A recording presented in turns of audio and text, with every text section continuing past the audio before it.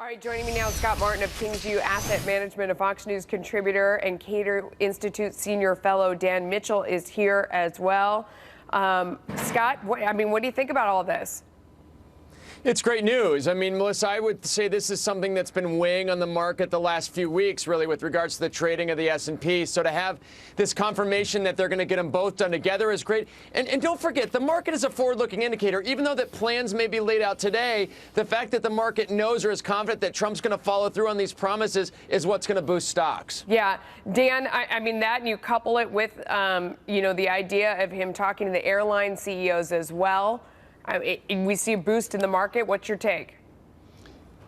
I think that the important thing to look at is that the market doesn't drive the economy drives the market. And if you want long-run increased sustained growth, you have to begin to reduce the burden of government, and lowering tax rates for individuals and businesses would be a great start, because Republicans have a bit of a circular firing squad going on now with this so-called border adjustable tax. Trump needs to break through that and get the GOP all speaking off the same hymn sheet and push through some good pro-growth tax reform. Wow, you're singing my tune. President Trump is talking about cutting taxes, while some establishment Republicans are actually talking about creating new taxes, including one that was actually too much even for Nancy Pelosi, a carbon tax. Dan, how did this dog ever rise from the dead? There have always been some Republicans who, for good reasons, they look at all the command and control regulation on this climate change issue, and they say this is very costly, very inefficient. What if we have some deal where we lower some tax over here, put in a carbon tax over here, get rid of all the regulations? On paper, it's not unreasonable, but in the real world of Washington, the moment you say to politicians, we're going to give you a new tax, then you wind up losing fiscal discipline. So I think it was a big mistake. They always say, oh, we'll get rid of some other ones, but they never do. Scott, the fact is Nancy Pelosi, one of the most liberal members of the House, she dismissed the carbon tax when she had a Democratic House, a Democratic Senate. They could have passed it, but even then it was too much for her. Why are Republicans talking about it now?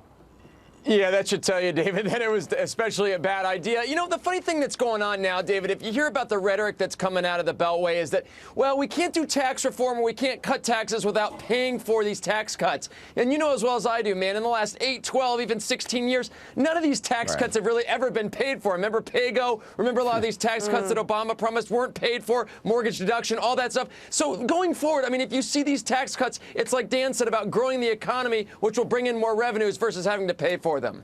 All right, President Trump is trying his very best, but even he can't help Twitter's stock from diving as the social media company digs for profits, despite it now requiring the constant attention of the entire world. Scott, how is this possible?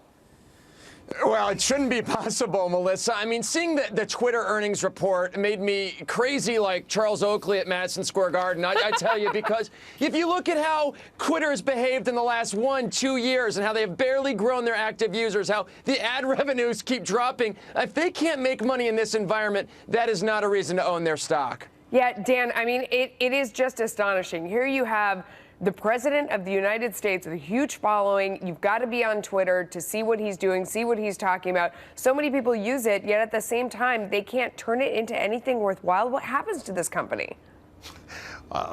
Beats me, but I know one thing for sure. Donald Trump should secretly short the stock and then announce he's going off Twitter, because he probably drives a big chunk of their traffic. Yeah, not a bad plan. Scott Martin, honestly, I mean, what could this company do going forward?